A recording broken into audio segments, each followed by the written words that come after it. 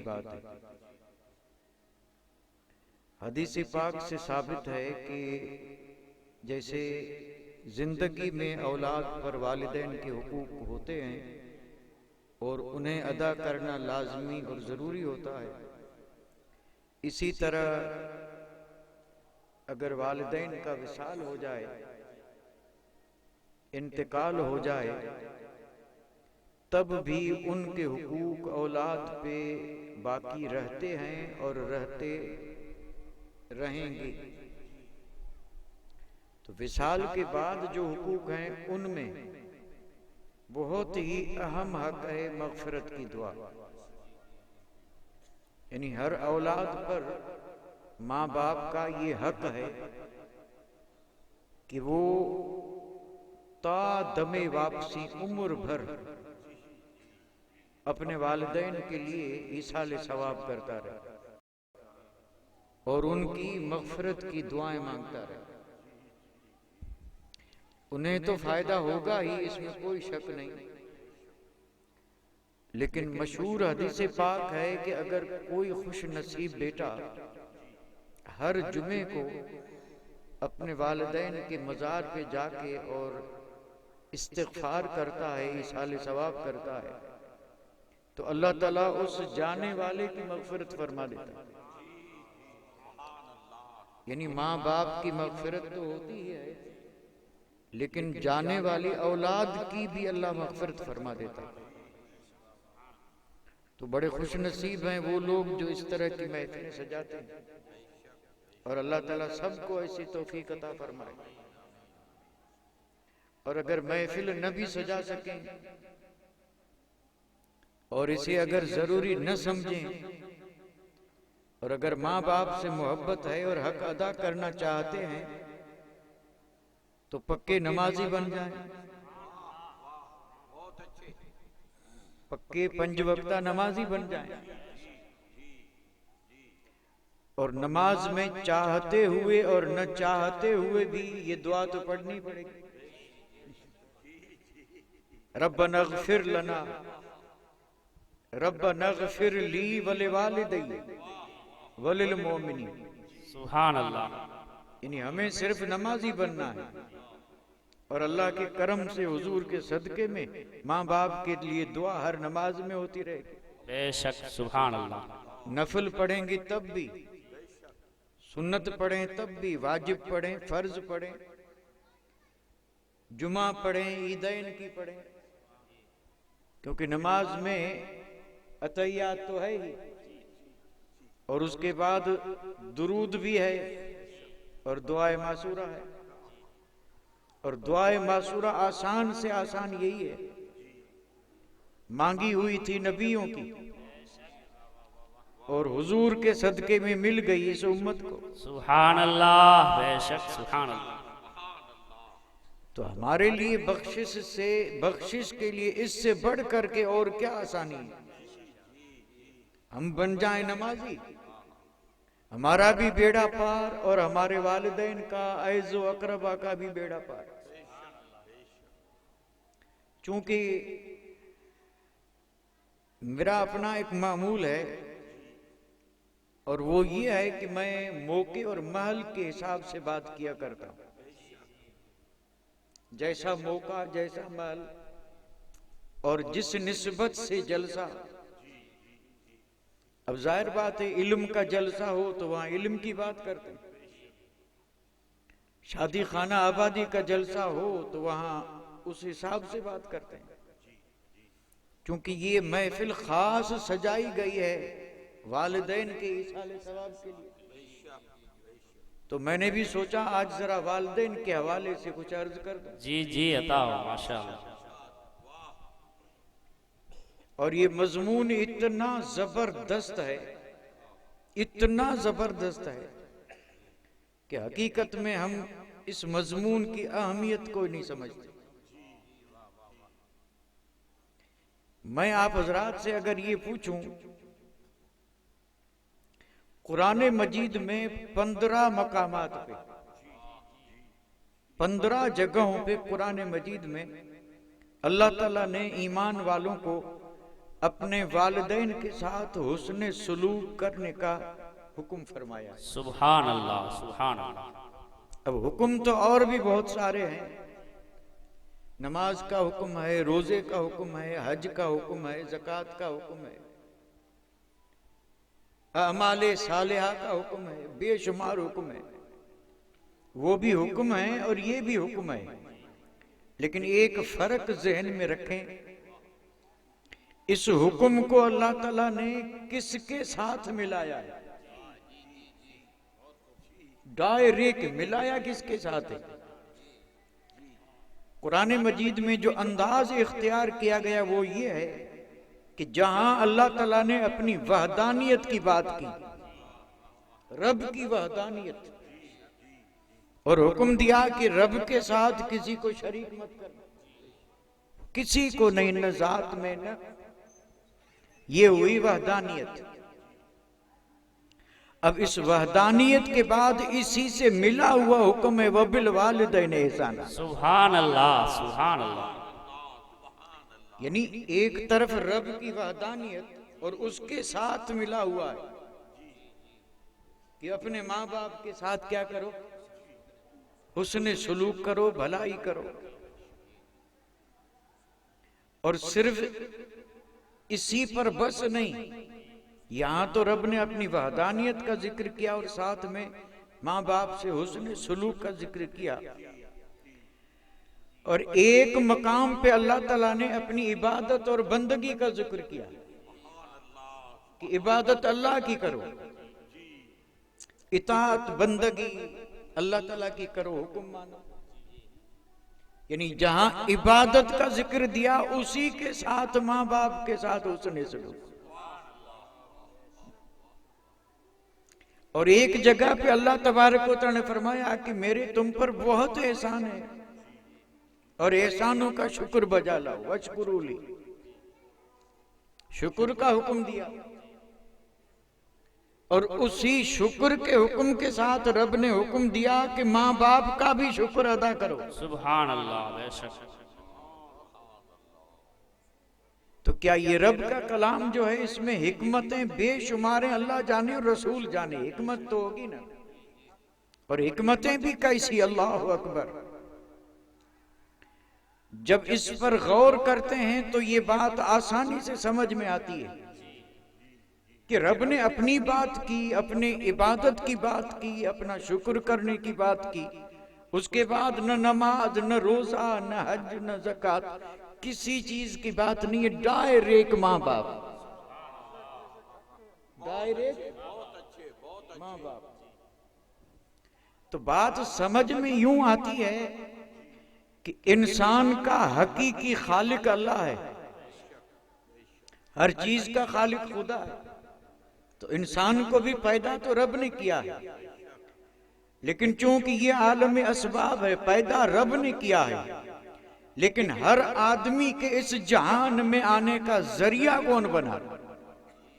उधर रब खालिक है, जरिया कौन बना? जरिया बने हैं माँ बाप, सबब बने हैं माँ बाप, इल्लत बने हैं। अब यहां एक बहुत ही पेचीदा बात है जो हर आदमी तो नहीं समझ सकता, लेकिन मैं उसको आसान करने की कोशिश करूंगा।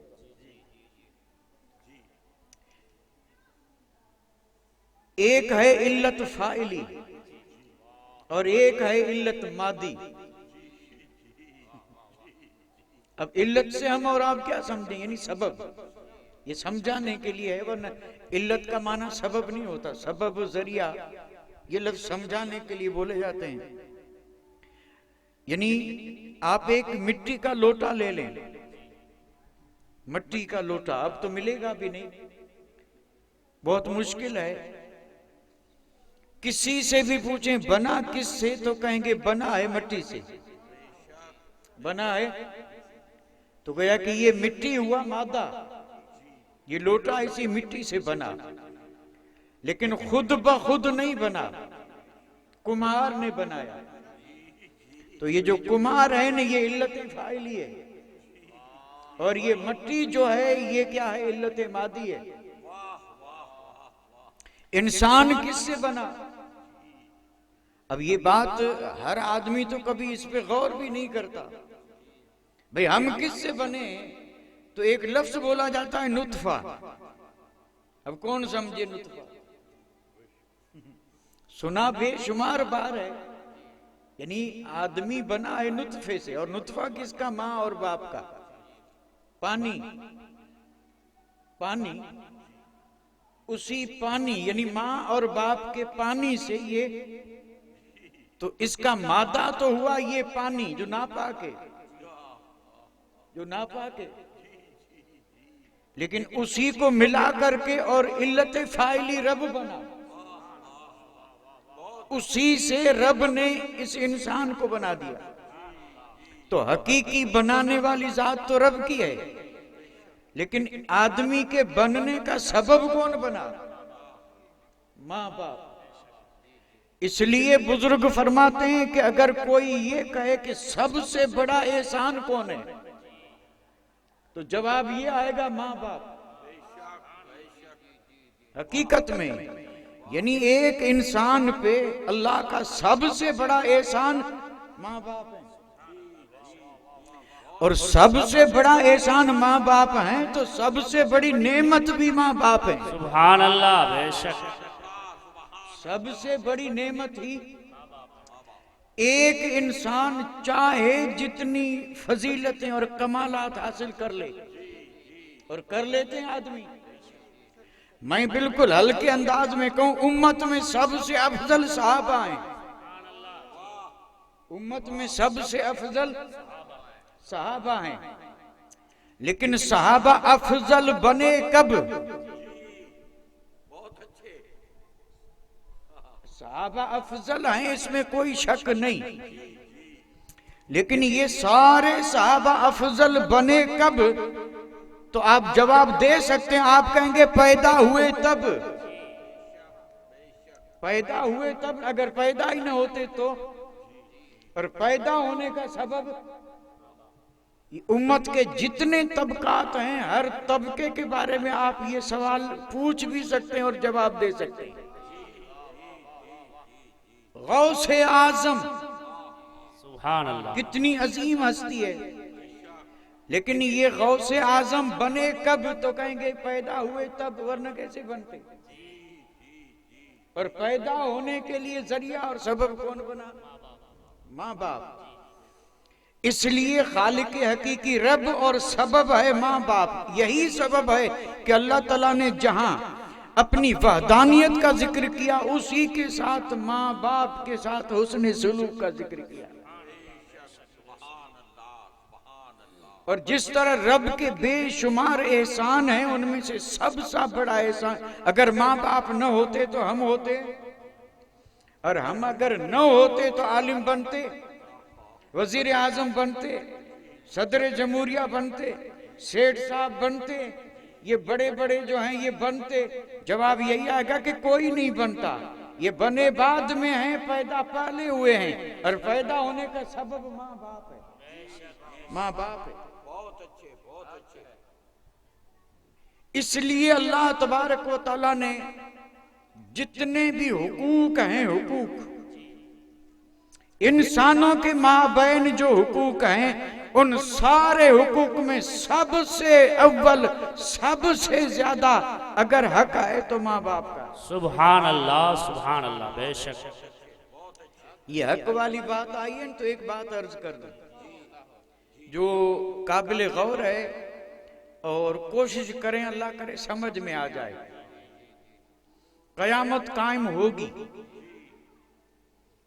होगी। हजरत आदम अला नबीना अलैहिस्सलात व सलाम से लेके और कयामत की सुबह तक आने वाले सब वहां मौजूद। क्यों भाई? तो जवाब यही दिया जाता है कि हिसाब होगा। क्या होगा?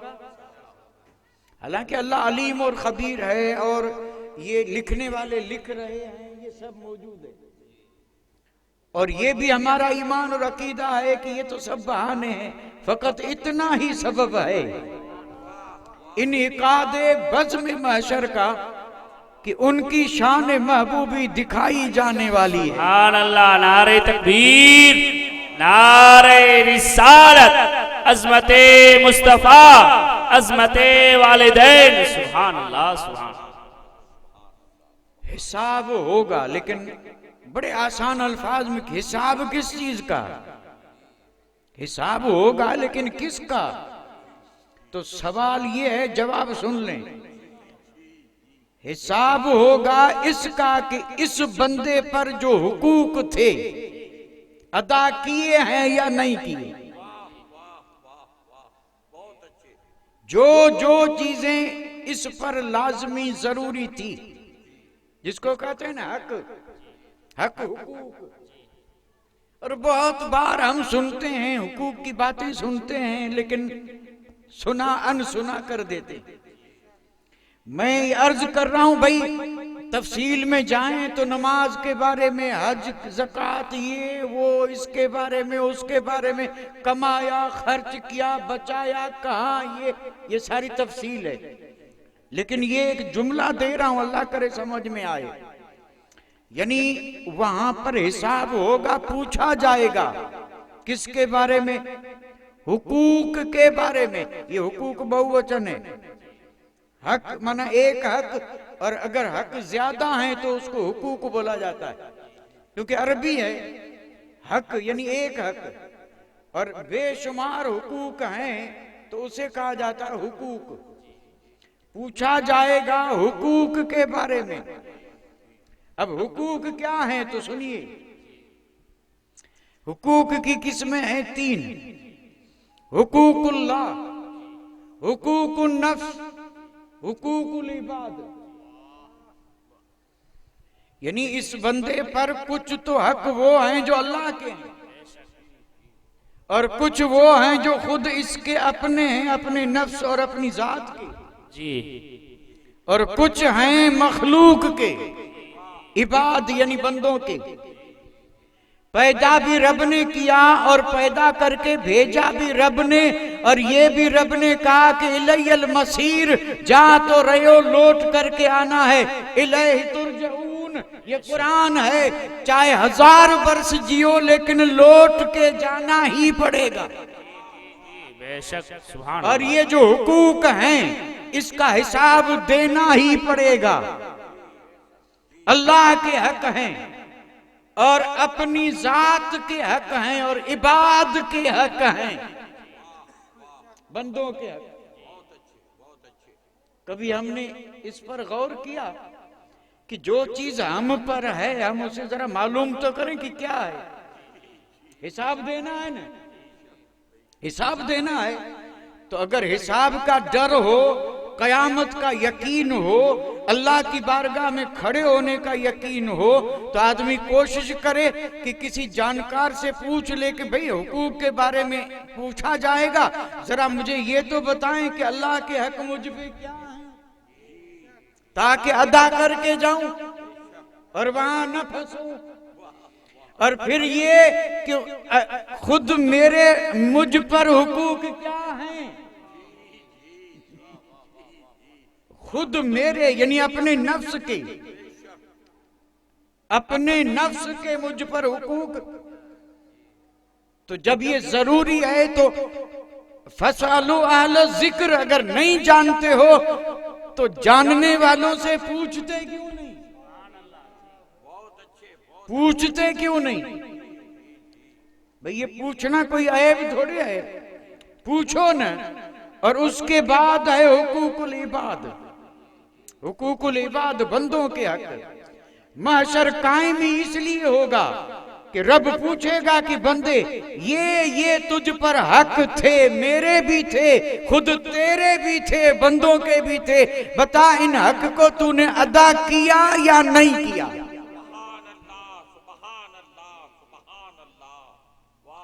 अब यहां पर मैं न तो हुकूकुल्लाह की बात छेड़ूंगा और न हुकूक नफ्स की, चूंकि मामला है वालिदैन का।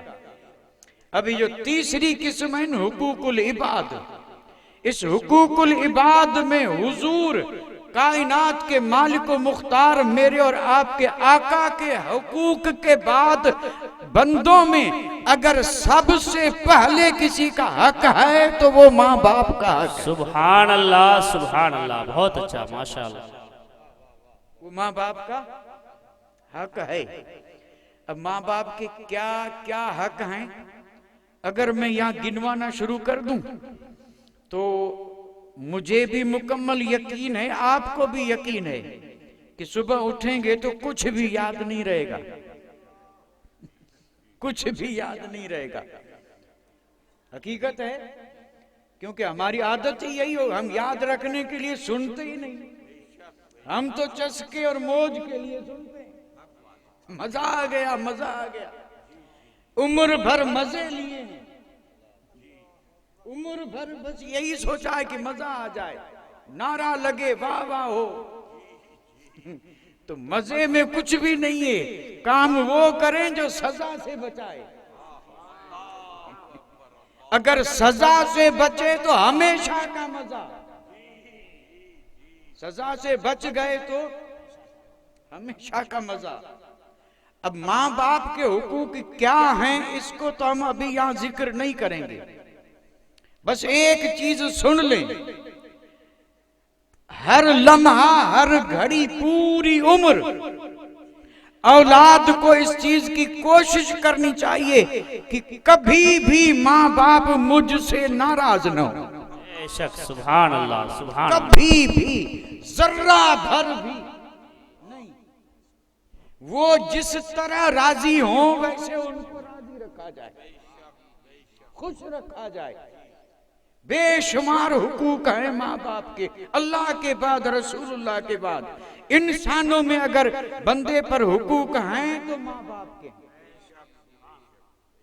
और मैंने कहा ना, 15 जगह पे कुरान मजीद में रब ने हुक्म दिया है कि क्या करो, माँ बाप को राजी रखो, इतना राजी रखो, इतना राजी रखो, चाहे जितनी तकलीफ उठानी पड़े, चाहे जितना बर्दाश्त करना पड़े, करो, लेकिन माँ बाप को राजी रखो, माँ बाप को राजी रखो। आप हजरात ने जरूर कहीं सुना होगा, एक बुजुर्ग हैं बड़े नेक, जबरदस्त अल्लाह के वली, वो फरमाते हैं 30 बरस से मैंने औलाद को किसी काम के करने का हुक्म नहीं दिया।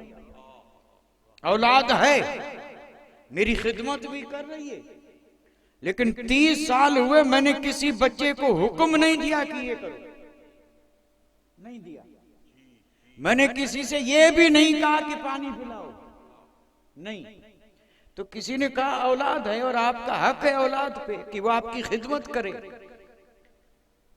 तो उन्होंने कहा मुझे डर ये था कि कहीं मैं हुक्म दूं और मेरी औलाद न माने, मेरा हुक्म न माने तो मैं नाराज हो जाऊं, और मैं नाराज हो जाऊं तो जिस औलाद पर बाप नाराज होता है उससे खुदा भी नाराज। अल्लाह अल्लाह, इसलिए उन्होंने कहा कि मैंने किसी हुक्म नहीं दिया, क्योंकि हो सकता है मैं हुक्म दूं और मेरी औलाद उसी वक्त उस पे अमल न करे और मुझे जरा रंज पहुंचे, नाराजगी हो, मैं नाराज हो जाऊंगा तो उस मेरी औलाद से मेरा रब नाराज होगा। क्या समझने के लिए इतना काफी नहीं है? इतना काफी नहीं है। ये पुरफितन दौर है और इसमें जो माँ बाप के साथ सुलूक हो रहा है वो सब पे आया है, सब पे आया है। हदीस के अल्फाज हैं, रिदर रब फी रिदल अब, सखत रब फी सखत अब, यानी रब की खुशी, रब की रिजा माँ बाप की खुशी में है। बेशक बेशक। और रब की नाराजगी माँ बाप की नाराजगी में है। अगर किसी ना अहल औलाद से माँ बाप नाराज हैं तो यकीन समझ लो कि उससे खुदा भी नाराज है। अल्लाह अल्लाह। और अगर किसी औलाद से माँ बाप राजी हैं तो यकीन कर लो कि खुदा भी राजी है। सुभान अल्लाह, बेशक, सुभान अल्लाह, राजी है।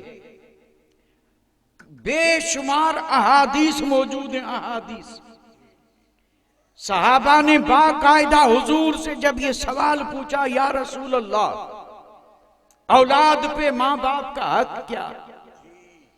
और हुजूर को रब ने वो शाने अता फरमाई, उन शानों में एक शान जवामिउल किलम, यानी हुजूर कलमा एक बोले, मानी मफाहीम के उसी एक कलमे में समंदर मौजूद। सुभान अल्लाह, सुभान अल्लाह, बेशक एक कलमे में करोड़ों जवाब हुजूर दे देते, क्योंकि ये हुजूर के कलाम का मौजूदा था। सुभान अल्लाह, सुभान अल्लाह, बेशक। हुकूक पूछे थे कि माँ बाप के हक क्या हैं, तो हुजूर ने फरमाया, हुमा जन्नतुका व नारुका। ये है जामे जवाब। आपने फरमाया माँ बाप के हुकूक के बारे में पूछते हो तो सुन ले, माँ बाप तेरी जन्नत भी हैं और तेरा दोजख भी है।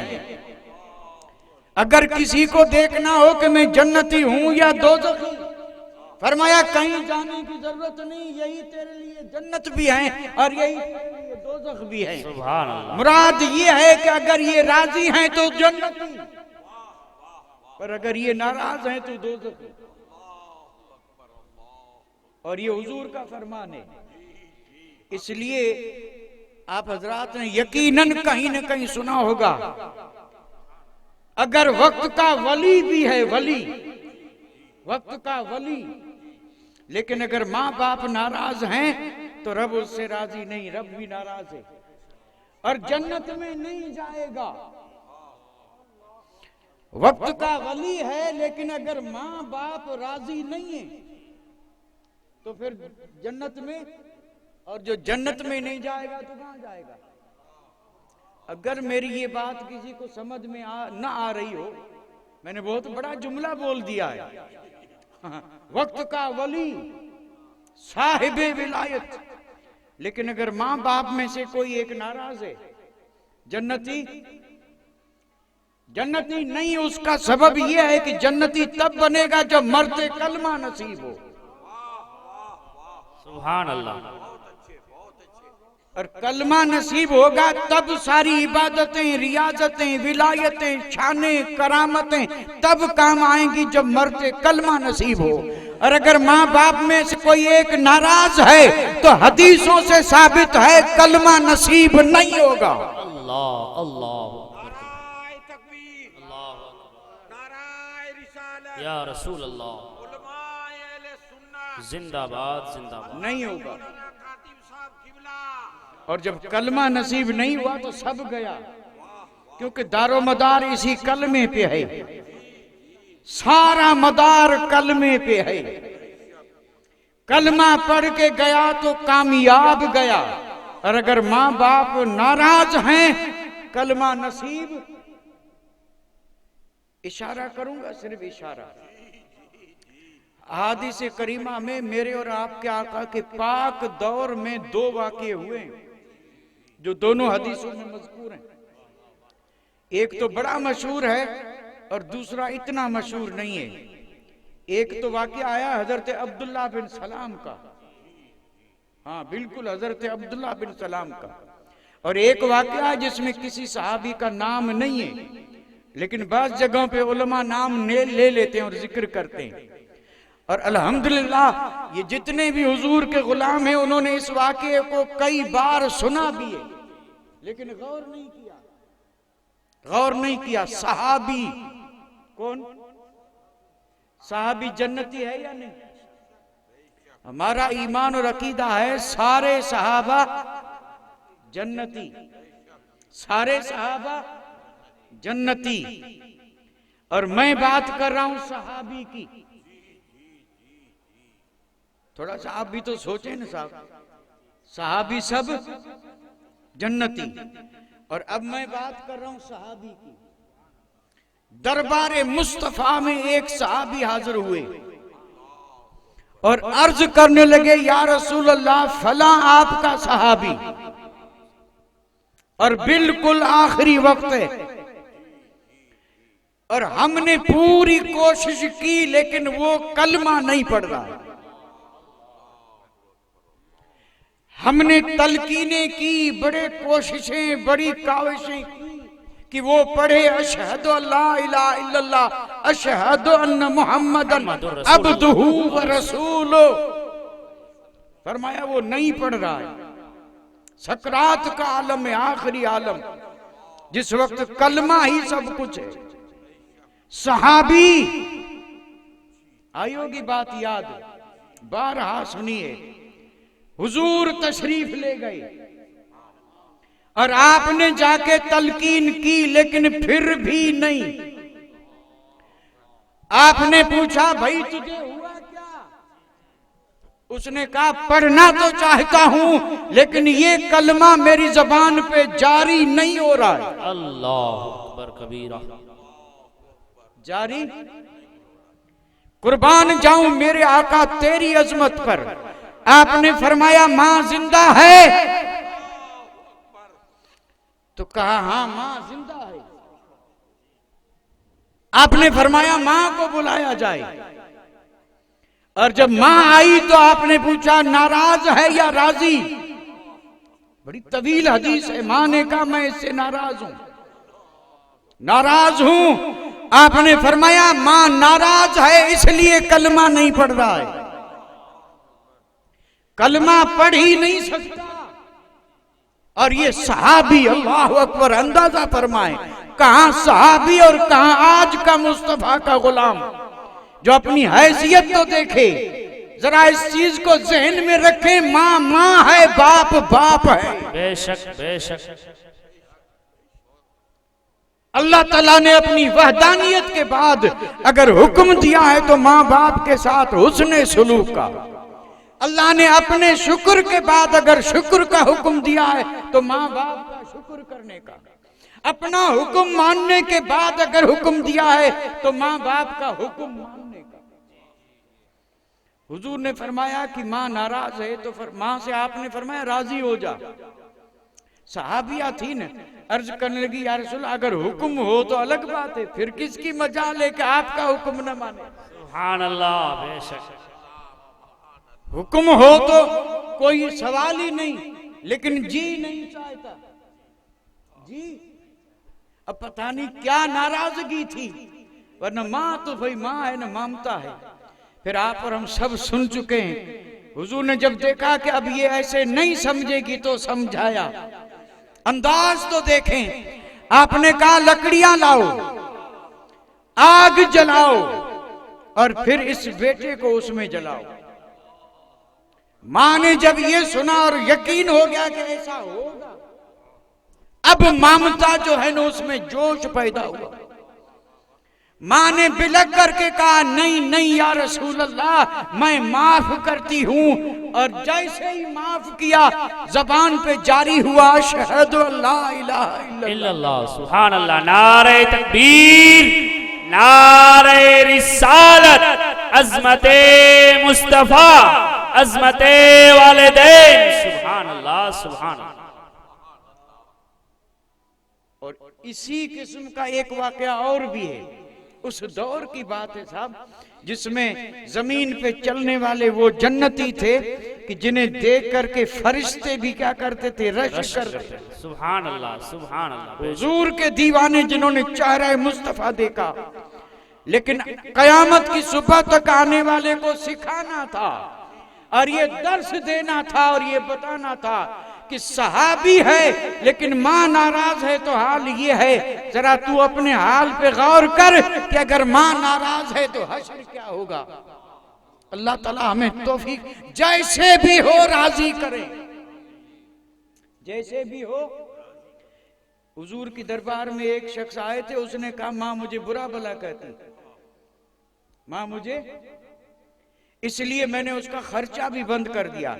आपने फरमाया बुरा भला कहती है तो कहना अगर तेरे जिस्म के ये इस तरह यानी काट के और ये पूरा जिस्म जो है इसको यानी खाल अलग कर दे फिर भी उफ मत करना, क्योंकि जन्नत तेरी माँ के कदमों के नीचे है। बेशक बेशक कदमों के नीचे है। तो अनगिनत बेशुमार हदीसें हैं जिसका यानी मैं कह रहा हूं बेशुमार हदीसें हैं। मैं आज यहां बैठा था तो इरादा ये था कि कुछ भी नहीं करना है, मुझे आज तारीख के हवाले से, और तारीख भी बड़ी तवील, इस्लाम से पहले की, अक़वाम यानी माजिया की, उसमें मुझे सिर्फ आपको वो वाक़यात चुन चुन के सुनाने थे और उससे साबित ये करना था कि जिससे माँ बाप राजी उसे मिला क्या, और जिससे माँ बाप नाराज उससे खसारा क्या हुआ। इरादा यही था, लेकिन चूंकि उस इरादे तक मैं पहुंच न पहुंच सका हकीकत में। आप उलमाए कराम से कभी जाकर के पूछें कि ये मामला आज का नहीं है, मैं जो अर्ज कर रहा हूं कुरान मजीद में, ये तरतीब सारी आसमानी किताबों में है। ऐसा नहीं कि वहदानियत के बाद माँ बाप का जिक्र सिर्फ इस इस्लाम में और कुरान में हो, नहीं, बल्कि तौरात में, ज़बूर में, इंजील में भी वहदानियत के बाद जिक्र माँ बाप के साथ हुस्न सलूक। सुभान अल्लाह, सुभान अल्लाह, सुभान अल्लाह, बहुत उम्दा, बहुत उम्दा। और बड़े बड़े नबियों की औसाफ जो बड़े बड़े थे, वस्फ थे, वहां पर नबी का वस्फ ये बर्रम बिवालिदैहि है। हजरत ज़करिया का वस्फ है कि ये वो मुकद्दस पैगंबर है जो अपने माँ बाप के साथ हुस्न सलूक करता। अगली किताबें भरी पड़ी हैं। बताना मकसद क्या था कि जिन्होंने माँ बाप के हुकूक को अदा किया, मिला क्या? भाई जन्नत तो मिलेगी, क्योंकि हुजूर ने इरशाद फरमा दिया है, इसमें कोई शक नहीं, जन्नती। लेकिन अल्लाह ताला इस जहान में भी जो माँ बाप की ताजीम करते हैं उन्हें सिला दे देता है, सिला। और जो माँ बाप की बेअदबी करते हैं, हुक्म नहीं मानते, उन्हें तकलीफ पहुंचाते हैं, उन्हें रंज पहुंचाते हैं, उन्हें नाराज करते हैं, तो कयामत में तो जहन्नम में जाएंगे, दुनिया में भी अल्लाह उन्हें उसका सिला दे देता है। अल्लाह अल्लाह, सिला दे, हकीकत में इसमें कोई शक नहीं। दुआ बहुत बड़ी है, और उसमें भी खास करके माँ की दुआ, खास करके माँ की दुआ के हवाले से मैं एक बात अर्ज कर दूं जो बड़ी मशहूर भी है और सुनी सुनाई है। हजरत मूसा अला नबीना अलैहिस्सलातु वस्सलाम ने रब की बारगाह में अर्ज की थी कि जन्नत में मेरा साथी कौन होगा, पड़ोसी कौन होगा, मैं उसे देखना चाहता हूं। कहां जलील कद्र पैगंबर, और ये फरमा रहे हैं कि जन्नत में मेरा साथी, मेरा यानी पड़ोसी कौन होगा। अल्लाह ताला की तरफ से वही नाजिल हुई, और रब ने फरमाया कि इस शहर में फला गली में एक साहब हैं जो कसाई का काम करते हैं, वो तेरा साथी या तेरा पड़ोसी। कहां जलील कद्र पैगंबर और कहां ये कसाई, ये बकरे काटने वाला। आपने जब ये सुना तो आपको भी हैरत हुई कि माजरा क्या है, तो आपने सोचा जरा जाके इसकी जिंदगी का जायजा लूं, करता क्या है कि जिसकी वजह से इतना ऊंचा मकाम। भाई हम भी जब सोचेंगे तो सोचते होंगे कि बड़ा परहेजगार, बड़ा मुत्तकी, शब जिंददार, रोजेदार, और इतनी नेकियां करता होगा कि आम आदमी नहीं करते, सबसे ज्यादा आमाले सालिया करता होगा, जाहिर भी साफ पाक और अंदर भी साफ और पाक, बड़ा परहेजगार होगा, तब तो ये नेमत मिली। हजरत मूसा ने भी सोचा देख लूं करता क्या है। सुबह से लेके शाम तक आप बैठे रहे और वो जिक्र जरूर करता रहा, लेकिन काम वही करता रहा, अपना जो यानी खरीदो फरोख्त का। आपने देखा दिन में तो और कुछ नहीं, शाम को जब ये चला तो थोड़ा सा गोश्त लिया और चुन करके लिया, घर गए। हजरत मूसा ने फरमाया भाई मैं भी तेरे साथ चल रहा हूं, इजाजत दे। कहा चलिए। अब हजरत मूसा फरमाते मैं जब घर गया तो वहां अजीब मंजर देखा। पहले तो इसने क्या किया, जाते ही आग जलाई और उसमें यानी उस गोश्त को अच्छी तरह गलाया, बिल्कुल जब वो गल करके बिल्कुल जूस बन गया यानी सूप, अब आपने कहा ये अंदर गया, टोकरी उठा के लाया, उसमें मैंने देखा जैसे मुर्गी का चूजा हो इस तरह एक गुड़िया, और बिल्कुल इतनी छोटी सी हो गई थी और इतनी ज़ईफ, न उठ सके न बैठ सके न हिल सके न जुल सके। उस कसाई ने क्या किया, चमचे से उसे वो सूप पिलाया और पी करके जब सैराब हुई तो उसने होंठ हिलाए। हजरत मूसा ने उससे कहा कि ये है क्या, तो उसने कहा ये मेरी माँ, और कोई इसकी खिदमत करने वाला नहीं, मैं रोज इसको इसी तरह यानी कपड़े सुखा के पहना के साफ सफा ये वो सब खिलाना पिलाना सब मैं कर रहा हूं। जब ये खुश होती है तो ये दुआ देती।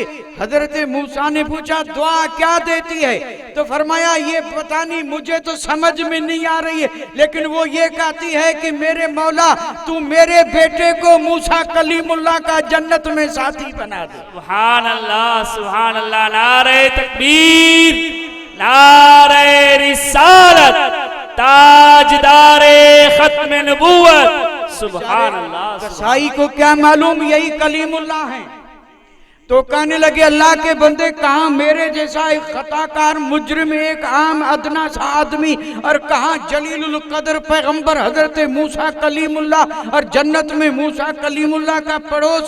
माँ मेरे लिए ये दुआएं मांग रही है और मैं सुन रहा हूँ, आगे अल्लाह बेहतर करे।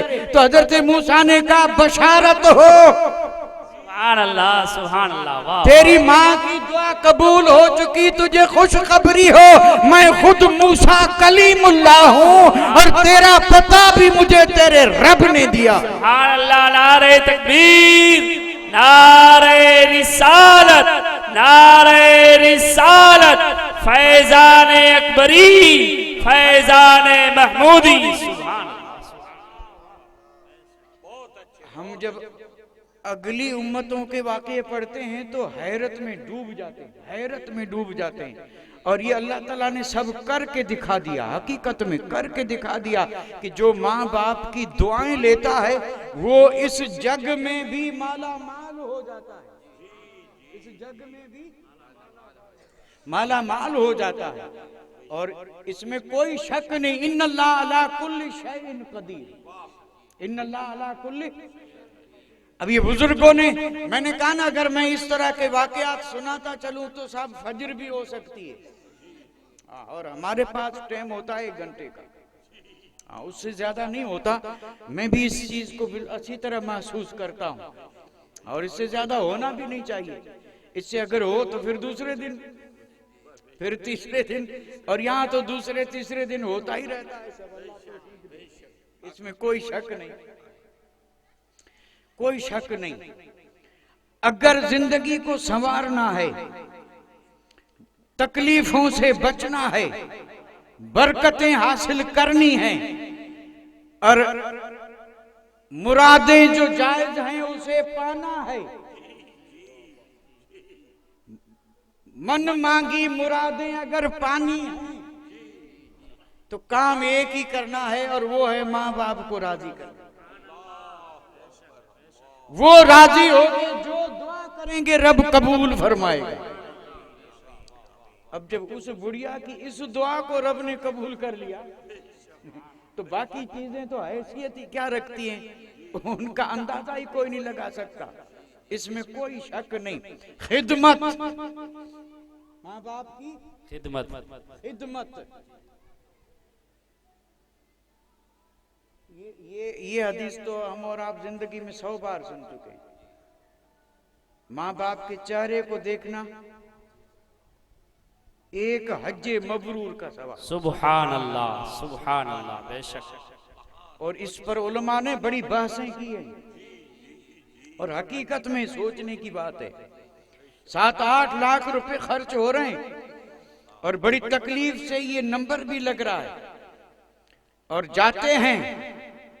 और हज उम्रा नहीं है कि आसानी से हो जाए, उम्रा आसान है, इसलिए जिसे देखो उम्रे पे हिम्मत है तो हज कर।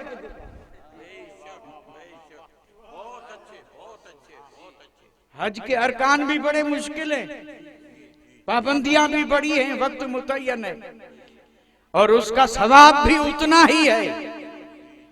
लेकिन आप भी बता सकते हैं कि हज का सवाब मिलेगा कब? जब कबूल होगा। जब क्या होगा? कबूल होगा।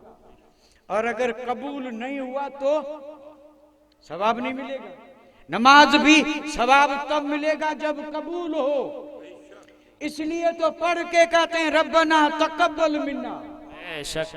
पढ़ तो ली है लेकिन मौला कबूल करना तेरा काम है, जरा कबूल कर, कबूल कर मेरे मौला। सवाब कबूलियत पे है। हज कबूल हुआ तो, नहीं हुआ तो। और यहाँ ये शर्त नहीं है, यहाँ तो खुशी से मुसर्रत से माँ बाप के चेहरे को देखना है। बेशक बेशक सवाब मिल गया, यकीनन मिल गया, यकीनन। इसमें अब जरा सा भी शक नहीं, क्योंकि ये बात किसी शर्त के साथ मशरूत नहीं है। जिसने भी यानी मोहब्बत से, किससे? माँ बाप को देखा हज का, तो सहाबा ने भी पूछा था या रसूलल्लाह बड़ा सस्ता सौदा है। अगर कोई 100 बार देखे, आपने फरमाया 100 क्या लाख भी देखे तो अल्लाह ताला कादिर है लाख सवाब का हज का। सुभान अल्लाह, सुभान अल्लाह, वाह। ये जो हज के शौकीन है ना, शौकीन, हज पे जाएंगे तो सवाब ही तो मिलेगा ना। ये घर में हज पड़ा है, ये घर में हकीकत है और हदीस है, हदीस है। और ये रब का फरमान है, रसूल का फरमान, रब का फरमान है। यानी मोहब्बत से सिर्फ देखें तो हज का सवाब, अगर खिदमत करें सुभान अल्लाह, और खिदमत करके राजी करें। और आज यहाँ तो साहब अजीब हाल है। अब क्या क्या क्या बयान किया जाए। एक साहबी आए थे हुजूर की बारगाह में, आके कहने लगे कि बाल बच्चे हैं और खर्चा भी है, लेकिन जो कमाता हूं वो मेरा बाप ले लेता है, करूं क्या? यानी बाप मेरा माल जो है ना वो लेना चाहता है। अजीब मुकदमा हुजूर की दरबार में पेश कर दिया। यानी मैं कमाता हूं, बाप ले लेता है, निकाल लेता है। तो हुजूर ने फरमाया उस बाप को बुलाओ। अब बाप आ गया। हुजूर ने फरमाया शिकायत आई है और तेरे बेटे ने की है। तो बाप ने क्या कहा? कहने लगे या रसूल अल्लाह अपने लिए थोड़ी लेता हूं, इसकी फूफियां हैं, इसकी दूसरी रिश्तेदार हैं, ये वो लेता हूं, उनको दे देता हूं, उन पे खर्च करता हूं। अब ये बात हो रही थी, अभी ये बात ही हो रही थी और बड़ी तवील बात है, तवील। अभी ये गुफ्तगू हो रही थी, मुकदमा पेश हुआ था। बेटे ने कहा बाप पैसे ले लेता है, बाप। और वो बेटा चाहता था कि बाप मेरे पैसों में से कुछ न ले, सब मेरे हैं। वो ये चाहता कि कुछ न ले और बाप ले लेता था। अब ये बात हो रही थी, हुजूर ने बुलाया बाप को और ये गुफ्तगू हो रही थी कि जिब्राइल आ गए। सुभान अल्लाह। रूहुल अमीन आ गए। रूहुल अमीन ने आके कहा या रसूल अल्लाह इस बूढ़े बाप ने इसी हवाले से कुछ अशार कहे हैं जो अभी इसके दिल में है, इसके कानों ने भी नहीं सुना, जरा ये सुन तो लो पहले। अल्लाह अल्लाह, सुभान अल्लाह, सुभान अल्लाह। यानी इसके साथ जो कुछ हो रहा है ना, इस पे इसने कुछ, अरब तो सब शायर होते थे, कहा इसने कुछ शेर कहे और ये किसी को उसने सुनाए भी नहीं, दिल ही में पड़े। अल्लाह अकबर। और जब हुजूर ने उस बूढ़े से फरमाया कि ये मुकदमा फैसला बाद में होगा, इसी बात के हवाले से तूने जो अशार कहे दिल में रखे, जरा सुना। बूढ़ा झूम उठा, कहने लगा कुर्बान जाऊं या रसूल अल्लाह, आपकी वजह से तो रब ने वो हमें इज्जतें दी हैं कि बात दिल में हो और आप जान लें। सुभान अल्लाह, नारे तकबीर, नारे रिसालत, अज़मते मुस्तफा। अब उसने जो अशार कहे थे वो तकरीबन 15-20 हैं, 15-20 हैं। और समझ करके कोई पढ़े तो रोंगटे भी खड़े हो जाएं, आंखें भी नम हो जाएं और दिल पत्थर भी हो तो नरम हो जाए।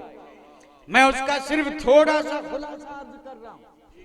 उसने जो अशार कहे थे वो ये थे कि तू पैदा हुआ, तेरी खुराक का इंतजाम मैंने किया, और फिर कमा के जो लाया वो तुझे खिलाया, परवान चढ़ाया।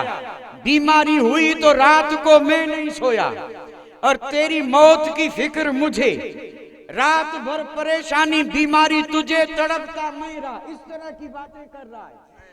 और फिर कहा कि ये पूरी मेरी कमाई लगा के मैंने तुझे जवान किया, और जब इस मंजिल पे पहुंचा है तो मुझे तो उम्मीद ये थी कि तू मुझे अच्छी तरह रखेगा और ये पूरा खर्चा मेरा तू देगा, लेकिन तूने वो तो बाप समझ के नहीं दिया।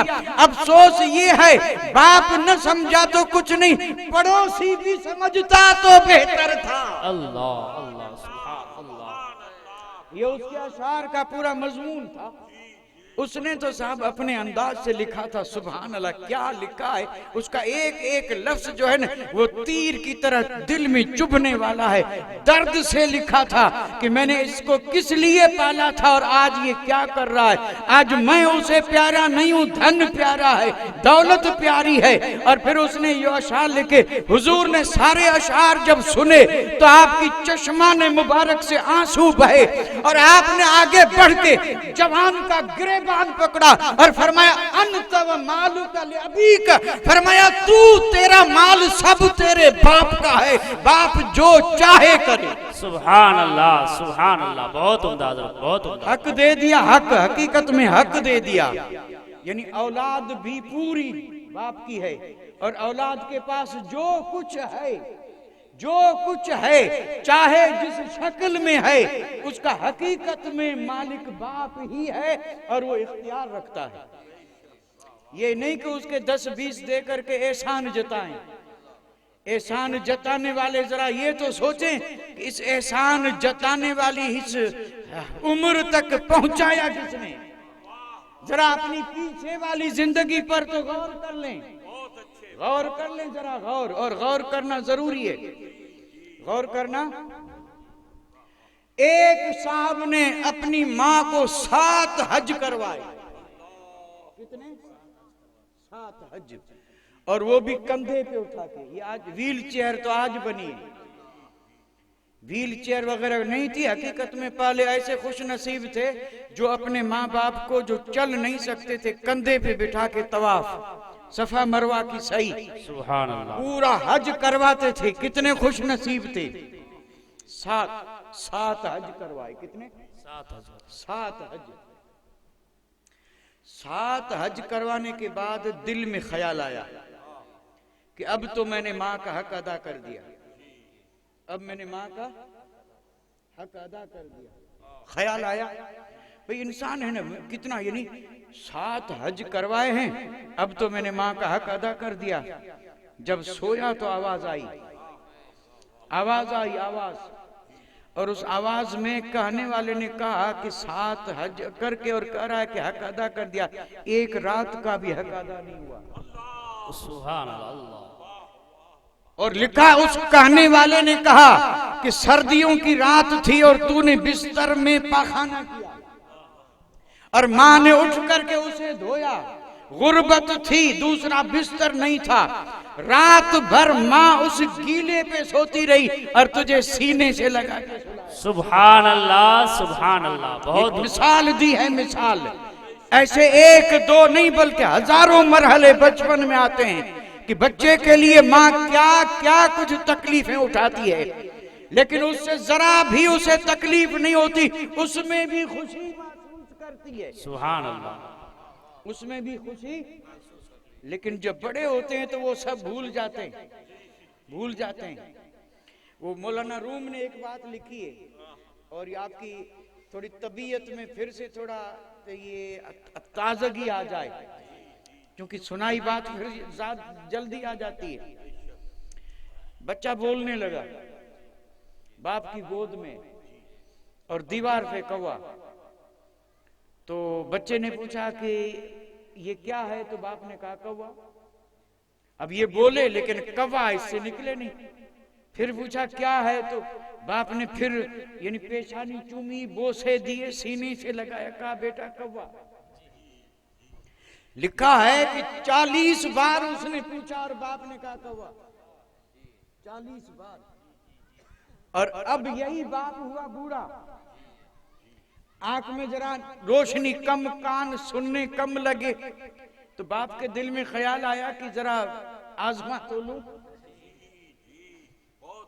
आजमा तो लूं। अब दीवार पे कौवा बैठा है और बाप ने बेटे से कहा कि देखता कम हूं, लगता है कुछ दीवार पे आके बैठा है। तो उसने जवाब दे दिया कि भाई बैठा है तो बैठने तो आपको, उससे क्या। फिर थोड़ी देर के बाद का बेटा कान में सुनने की ताकत कम है, आवाज आ रही है, जरा बताइए ना आवाज किसकी आ रही है। 2-3 बार पूछना था कि वो बेटा बिगड़ गया। उसने कहा कोई बैठे, कोई उड़े, कोई जाए, कोई बोले, आपको उससे क्या लेना देना है, वो जाने, उसका काम जाने। तो बाप ने कहा बेटा बस यही तो सुनना था। अल्लाह अल्लाह, यही तो सुनना था, क्योंकि जब आदमी बूढ़ा होता है तो फिर उसकी हालत बचपन की तरफ जाती है। फरमाया तेरा बचपन था तो मैंने 40 बार जवाब दिया था, और जब मेरी उम्र बचपन की तरफ जा रही है तो तू 2 बार भी जवाब नहीं दे सका। ये है तुझ में और मुझ में फर्क। अल्लाह अल्लाह अल्लाह। तो यानी हुकूकुल्लाह और हुकूकुल इबाद में सबसे ज्यादा हक है माँ बाप का। माँ बाप राजी तो रब राजी, और माँ बाप नाराज तो सब नाराज। और एक जुमला अर्ज कर दूं और कहीं तो एक बात भी बता दूं। हाँ बिल्कुल, और जो वो मुदल्लल है, मुदल्लल, हाँ बिल्कुल मुदल्लल है। अभी कुछ देर पहले मैंने वली की बात की थी, अब आइए वली की बात सुना दो। और ये उलमा जानते हैं हजरत अब्दुल्ला बिन मुबारक कितनी अजीम हस्ती है। ये खुद फरमाते हैं अरफात के दिन गुजर गया, रात आई, और ये रात होती है 10वीं की। तो कहते हैं कि अरफात का दिन गुजर गया, रात आई, मैं सोया तो मैंने देखा 2 फरिश्ते उतरे, और एक फरिश्ते ने दूसरे फरिश्ते से पूछा कि ये जो हाजी आए थे इसमें से कितनों का हज कबूल हुआ। तो दूसरे ने कहा एक बल्खी को छोड़ के सबका कबूल, और उस बल्खी का नाम है अहमद बिन मोहम्मद। अहमद बिन मोहम्मद बल्खी का कबूल नहीं हुआ, बाकी सबका। हजरत अब्दुल्ला बिन मुबारक फरमाते हैं मुझे नींद नहीं आई, करवटें बदलता रहा। सुबह हुई तो मैंने लोगों से पूछा खरासान वालों के तंबू कहाँ हैं, खेमे खेमे, खरासान के लोग जो है ना उनके खेमे कहाँ हैं। तो लोगों ने बताया फला जगह पे। आप फरमाते मैं वहां गया, उन खेमों में झांक झांक के देखता रहा, और जब एक तंबू के पास मैं पहुंचा, खेमे के पास, तो नजर क्या आया, एक खूबसूरत नौजवान, लेकिन उसके जिस्म पे बहुत ही खुरदुरा लिबास, मोटा लिबास, और गले में तोक, पांव में बेड़ियां, हाथ में हथकड़ियां, चेहरा चमक रहा है, अकेला बैठा है उस खेमे में। हजरत अब्दुल्ला बिन मुबारक फरमाते हैं कि जैसे ही मैंने खेमे का पर्दा हटाया तो उस नौजवान ने कहा मरहबा अब्दुल्ला बिन मुबारक। पूछने की जरूरत नहीं, ख्वाब में जो नौजवान देखा था वो मैं ही हूं, जिसका हज कबूल नहीं हुआ वो मैं हूं। आपने कहा हैरत की बात है, इतना रोशन ज़मीर, इतना साफ दिल कि सामने वाले का नाम भी जान ले और सामने वाले के दिल की बात भी जान ले, और जो उसने ख्वाब में देखा वो भी जान ले। इतना जबरदस्त पाक और साफ दिल वाला, दिलों की बात, वली नहीं तो और क्या। और वली कहते ही किसको है, वली होता ही वो है जिसका दिल इतना रोशन और साफ हो, और जो सामने वाले के दिल की बात जान ले और जो नाम को भी जान ले। उसने कहा अब्दुल्ला बिन मुबारक वही जवान मैं हूं जिसका हज कबूल नहीं हुआ। और उसने कहा कि बता दूं हज कबूल क्यों नहीं हुआ, वो भी जानता हूं। तो हजरत अब्दुल्ला बिन मुबारक ने फरमाया कि भाई तेरा हज कबूल, इतना रोशन ज़मीर है तू, वली सिफत, इतना पाक साफ, तेरा हज कबूल नहीं हुआ। का सिर्फ एक बात है कि मेरा वालिद मुझसे नाराज है। मेरा वालिद बताइए, वली वली वली इतना साफ दिल, रोशन जमीर का मेरा बाप नाराज है। तो हजरत अब्दुल्ला बिन मुबारक ने कहा कि क्या वो भी आया हुआ है? तो कहने लगा हाँ वो भी आया हुआ है। तो फरमाया कि वो है कहाँ, किस खेमे में, किसी को मेरे साथ कर दें ताकि वो मुझे उनसे मिलाए, मैं आपकी सिफारिश करूं, आप राजी हो जाए। तो उस नौजवान ने एक आदमी को हजरत अब्दुल्ला बिन मुबारक के साथ भेजा, वो ले गया और बता दिया कि उस नौजवान के बाप और वालिद का खेमा ये है। आपने फरमाया मैं वहां पहुंचा तो क्या देखता हूं, कुर्सी लगी है, उसमें एक जबरदस्त नूरानी चेहरे वाले बुजुर्ग बैठे और बाकी लोग सब दस्त बस्ता हाथ बांधे खड़े हैं, जैसे कि कोई मुर्शिद हो और मुरीद खड़े हैं। इतना जबरदस्त वो आदमी कि जिसके न हुस्न की कमी, न उसमें रोबो जलाल की कमी, न इज्जत की कमी। आपने फरमाया, हजरत अब्दुल्ला बिन मुबारक ने जाके सलाम किया और सलाम करके उन्होंने कहा कि ये जो जगह है ना, ये यहाँ पर गुनाह माफ होते हैं और जो आता है उसके दिल में भी अगर कोई चीज है तो वो भी निकाल देता है।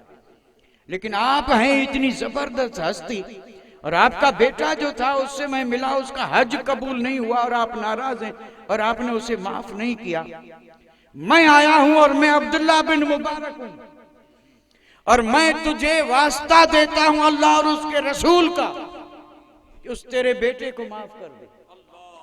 तो उसने कहा एक तो तेरी जात बड़ी और फिर वसीला भी बहुत बड़ा, सुभान अल्लाह, हरगिज माफ नहीं करता, लेकिन तूने जब कहा तो जा, आज भी माफ और कल भी माफ। सुभान अल्लाह, सुभान अल्लाह, बहुत। अब इधर बाप ने माफ किया और अब्दुल्ला बिन मुबारक फरमाते मैं उसी पांव पीछे पलटा गया नौजवान के उसी खेमे में और जा करके देखा तो वहां उसी वक्त हाल बदला हुआ था।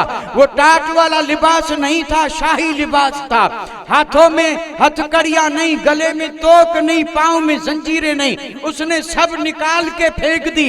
और जैसे ही मैं गया तो उसने कहा अब्दुल्ला बिन मुबारक तुझे मुबारक हो, जज़ाकल्लाह, तूने मेरे बाप से माफी दिलाई और इधर रब ने मेरा हज कबूल कर लिया। सुभान अल्लाह, नारे तकबीर, नारे रिसालत, अज़मते मुस्तफा, सुभान अल्लाह, सुभान अल्लाह।